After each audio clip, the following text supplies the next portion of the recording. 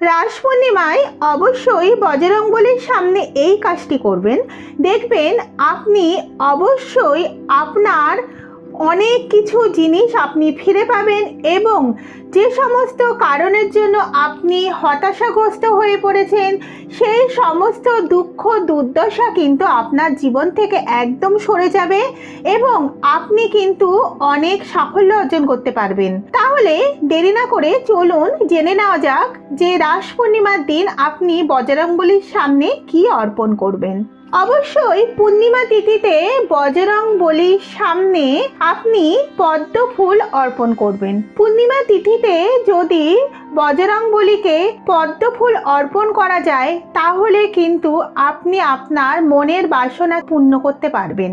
রামজি কিন্তু মা দুর্গাকে আরাধনা করেছিলেন পদ্ম ফুল দিয়ে, তাই পদ্ম ফুল কিন্তু বজরংবলীরও অত্যন্ত প্রিয় একটি ফুল। অবশ্যই সেই দিন জলপদ্ম বা স্থলপদ্ম আপনি যে পদ্ম ফুলই পাবেন না কেন সেই পদ্ম ফুল যদি 11টা দিতে পারেন তাহলে কিন্তু আপনার মনের বাসনা পূর্ণ হয়ে যাবে। অবশ্যই সেই দিন ব্রহ্মচারী প্রথা পালন করে সূর্যোদয়ের আগে ঘুম থেকে উঠে সকালবেলা স্নান করে শুদ্ধ চিত্তে শুদ্ধ বস্ত্রে আপনি ঠাকুর ঘরে গিয়ে ওই 11টা পদ্ম ফুল অর্পণ করবেন। কারণ রাস পূর্ণিমা হলো একটু বিশেষ দিন। এই দিনে কিন্তু আপনি যে কাজই করবেন না কেন সেই কাজই কিন্তু আপনার জীবনে সাফল্য নিয়ে আসবে। অবশ্যই পূর্ণিমা তিথিতে যদি আপনি পায়েস রান্না করে বজরংবলীকে দিতে পারেন তাহলে কিন্তু বজরংবলী অত্যন্ত খুশি হয়ে আপনার ওপর বিশেষ কৃপা করবে। কারণ পায়েস কিন্তু বজরংবলীর অত্যন্ত প্রিয় একটি খাবার এবং পায়েস দিয়ে যদি ঠাকুরের কাছে কোনো কিছু ইচ্ছা প্রকাশ করেন তাহলে কিন্তু সেই সমস্ত ইচ্ছা কিন্তু পূরণ হয়ে যায়। তাই অবশ্যই পূর্ণিমা তিথিতে তুলসী পাতা দিয়ে পায়েস দিতে কিন্তু ভুলবেন না এবং অবশ্যই একটু অখণ্ড প্রদীপ জ্বালাবেন, তাতে দুটো লবঙ্গ দেবেন।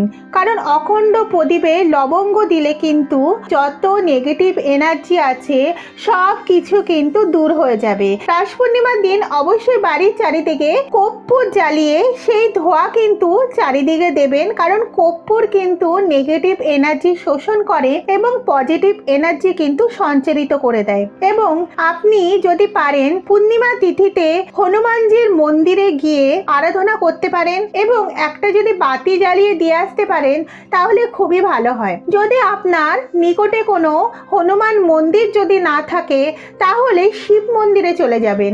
কারণ হনুমানজি কিন্তু শিবেরই আরেক অবতার। কারণ বলাই হয়েছে শঙ্কর স্বয়ং কেশরী নন্দন।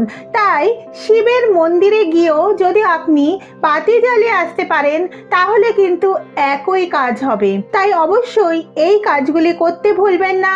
রাস পূর্ণিমার দিন অবশ্যই এই কাজগুলি করে নিজের যে সমস্ত দুঃখ দুর্দশা আছে বা আপনার মনের ইচ্ছা পূর্ণ হচ্ছে না অবশ্যই সেই ইচ্ছাগুলো পূরণ করবার জন্য এই কাজগুলি অবশ্যই করবেন। দেখবেন আপনার জীবনে অনেক সাফল্য অর্জন করতে পারবেন। আমার এই ভিডিওটি যদি আপনাদের উপকারে লেগে থাকে অবশ্যই ভিডিওটি সকলের মধ্যে শেয়ার করবেন। যদি আরও ভালো লেগে থাকে তাহলে লাইক শেয়ার এবং সাবস্ক্রাইব করতে ভুলবেন না এবং কমেন্টে জয় শ্রীরাম জয় বজরংবলী লিখতে কিন্তু ভুলবেন না।